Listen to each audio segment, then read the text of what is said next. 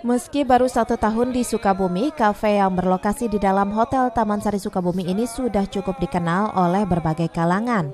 Bahkan di tengah maraknya bisnis kuliner di kota Sukabumi, kafe ini siap untuk meramaikan kancah persaingan dengan berbagai jurus untuk memikat serta menarik hati para pengunjung.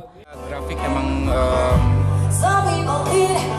naik, bersaing dengan tempat kayak kafe yang lainnya pun.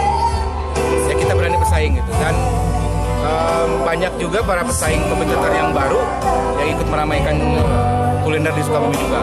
Itu artinya bahwa di Sukabumi sendiri memiliki potensi untuk peluang usaha. Wakil Wali Kota Sukabumi Andri S. Hamami sangat mendukung dengan banyaknya investor yang membidik bisnis kuliner di wilayahnya karena sangat menjanjikan.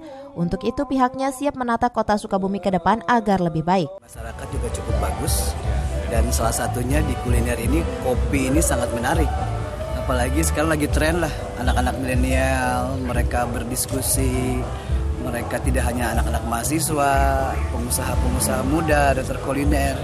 Sehingga ini yang namanya bisnis kuliner ini sangat menjanjikan di Sukabumi. Apalagi kita menjelang tol, double track, lapangan terbang, setidaknya ini kota pun berbenah diri. Dari Sukabumi, Muhammad Satiri melaporkan.